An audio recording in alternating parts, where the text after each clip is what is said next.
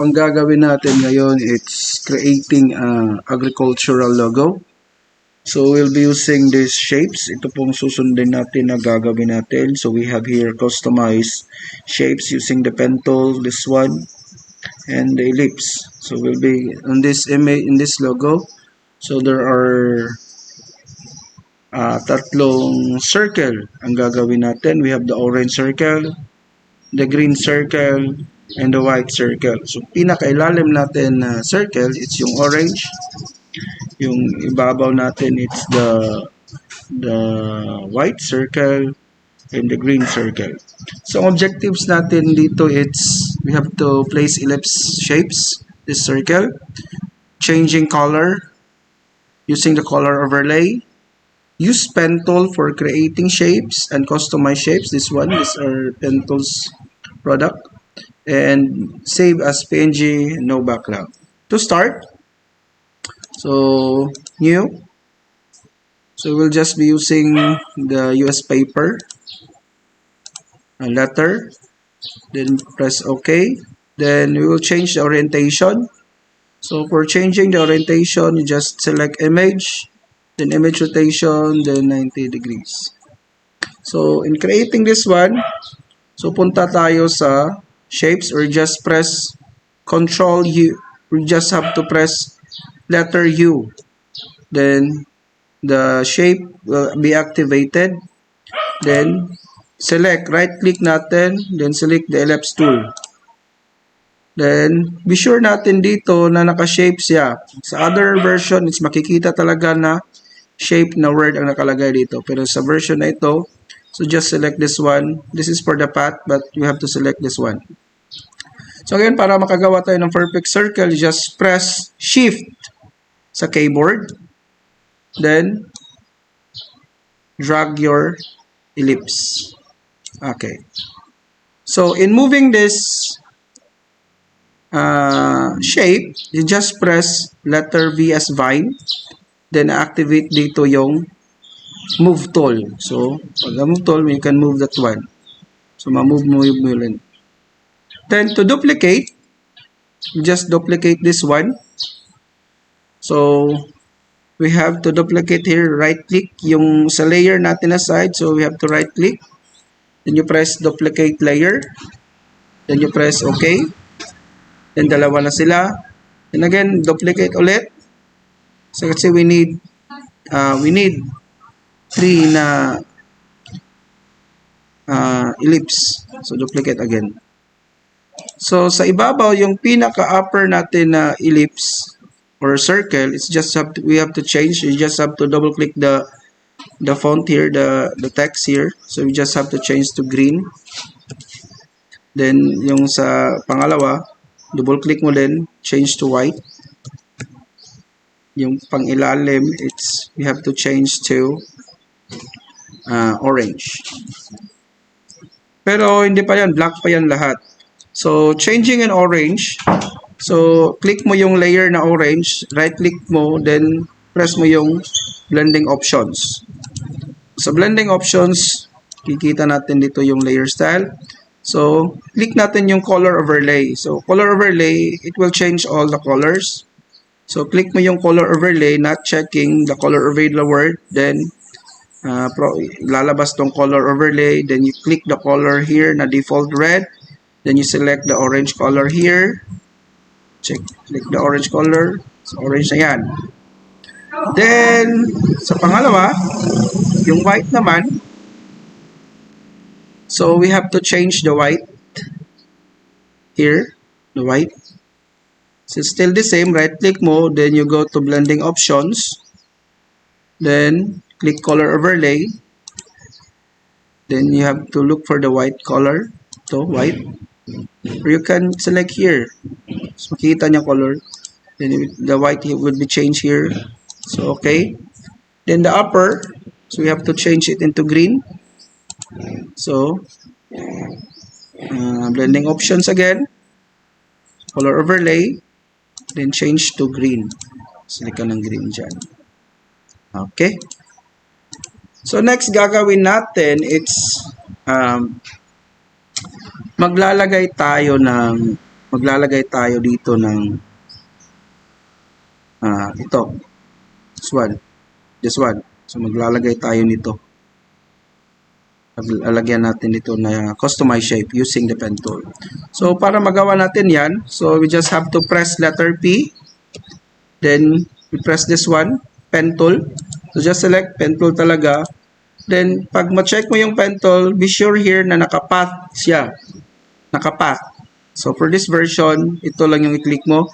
The other version, meron talagang paths.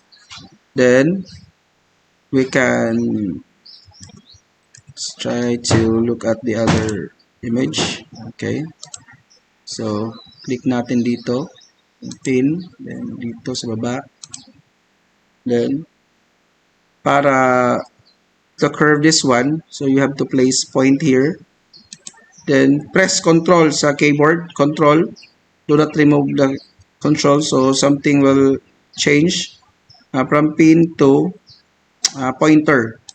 So, yan. So, meron tayong curve.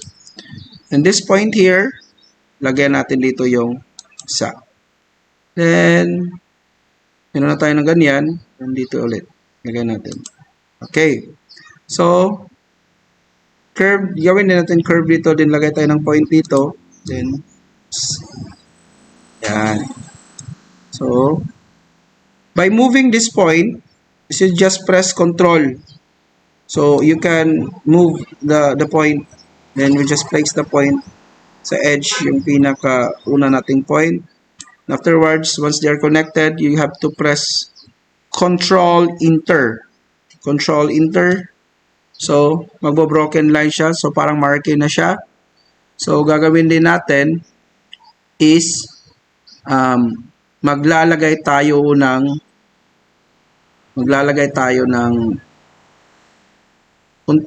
gagawin natin siyang shape na. So, punta tayo sa layer. Then, new fill layer. Solid color. Then, color fill. So, we just have to change it into green. So, green siya. Then, we have to press OK. So, ngayon, so we will have to remove the upper part of this one. So, yung sa green. So, ang gagawin muna natin, so we have to lagyan mo natin ng stroke itong shape na ginawa natin. So, right click tayo, then blending options. So, punta tayo sa stroke. Then, default color niya black. Either sa inyo, ano ba yon? So, you have to click the black here and change to white.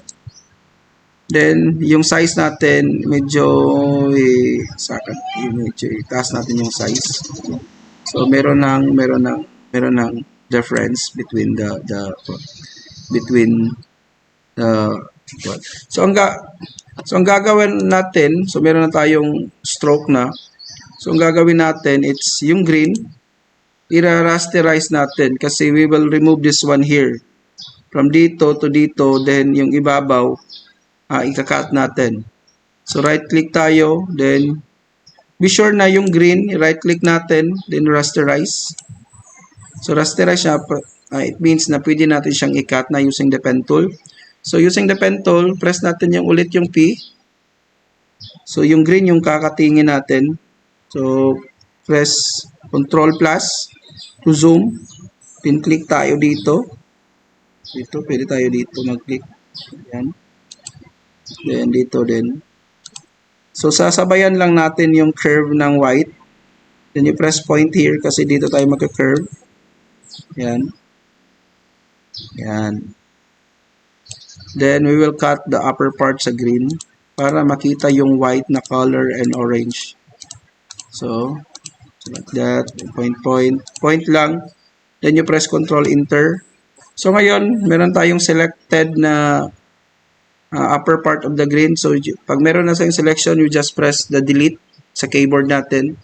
So, ngayon, nawala na yung green. So, huwag kayong bahala kasi meron yung shape na iwan. Then to remove this broken lines, you just have to press Control D. So nawala na yon. Then okay na. So ang gagawin ulit natin, it's yung white. So itong shape nito na meron ng white, So, click natin yung white na layer. Then, you press Move Tool or press letter V as Vine. Move Tool. So, lalabas yung what? Lalabas yung control, transform controls. So, if ever hindi to lalabas, you just have to check here. Once you press the V, so you have to click here the show transform controls. Check mo yon. So, lalabas yan. Then, auto-select para ma-select mo lang layer. Then, control natin pababa yung liliitan natin yung color na yung shape na white. You just have to press shift para sabay silang bababa. Yan. Natin. Okay. Babaw. Okay. So, mayroon na tayong white. Yan. Tama na siguro yan. So, we have now the white. Then, you have to press the Control Enter. Then, okay na. Then, ngayon,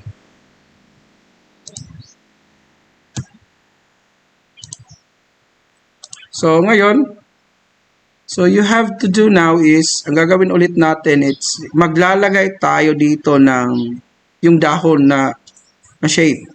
So, dahon yung lalagay natin. So, maglalagay tayo ng dahon. So, we'll be using the shape pen tool ulit. So, paglalagay natin ng dahon, you just have to press P ulit, then pen tool. So, be sure na nakapath talaga siya, hindi naka-shape kasi kung naka-shape siya, so every time na mayroon kang gagawin, so create siya ng shape. Yung gagawin ito, gagawa tayo ng dahon. So, dahon, click tayo dito, then click tayo dito.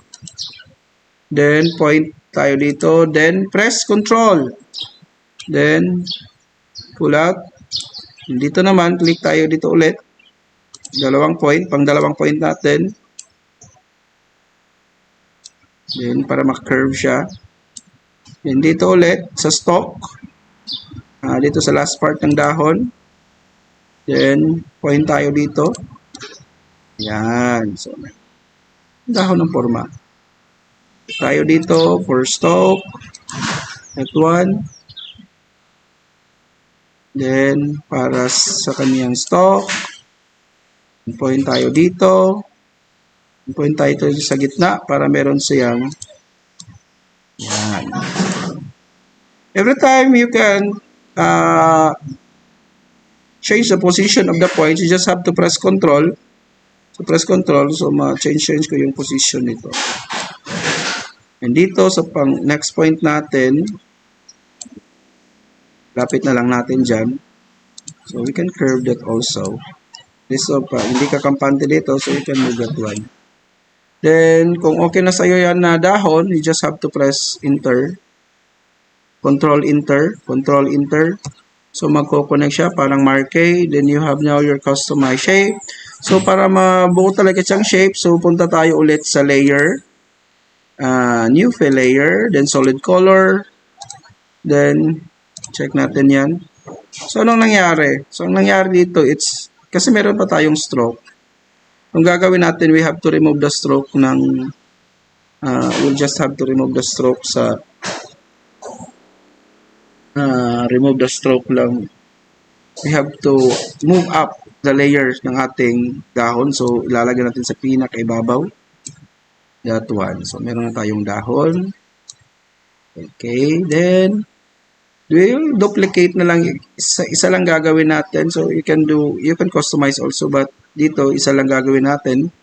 So, we have to duplicate lang. So, right-click, duplicate. Then, it's the same. So, meron tayong duplicate. So, para i-flip natin siya, so we can use Control-T. Control-T. Then, right-click mo. Then, flip horizontal. So, meron ka ng dahon. Then, so, baba mo lang siya. Okay, ganyan. So, pwede na yan. Then, Control-Enter. So, meron tayong dahon. So, ito lang. Then, ang gagawin ulit natin, is maglalagay tayo ng text dito na Department of Agriculture. Itong, para makalagay tayo dito, you will have to duplicate lang yung, kasi ito yung reference natin na maglalagay ng text. So, dito sa white, So you can duplicate this one. So right click natin yung white na ellipse or circle.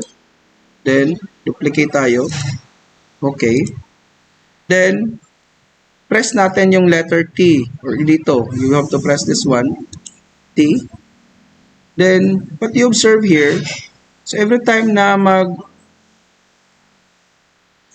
change tayo ng font. So tingnan nyo, so merong change yung cursor natin. So once dito pag sa labas yung cursor parang letter I, pag dito naman, so meron siyang curl sa I. So you can start here to type. So type tayo dyan. So we can type there Department of Agriculture. Okay, so hindi ka kampante sa font, you can change the font. So in changing the font and color, so punta ka lang pag nakatika, so automatic maka-change ka ng color. So you can do, I will just change yung area lang kasi common siya na color. Common siya na font, hindi siya. So medyo malaki, then I have to change it to 24. Okay. So ang gagawin ulit natin, we have to change the color into white na siya. Then changing the fonts. So na-change na natin. So medyo malaki lang yung 25. So baba natin ng 24. Okay, para makita nyo lahat. Just have control enter. Okay, so ito na. So we have now our simple logo. So you can practice this one. And for save this one, so file save tayo. Then you can save it in your folder. So PSD. So ibig sabihin ng PSD, you can change, you can still edit your files. Pag na PSD, once you will select it into JPEG, image siya talaga siya. Saving one, change to BGR, agree, save. Okay. So that's all for today, and thank you for your time, guys.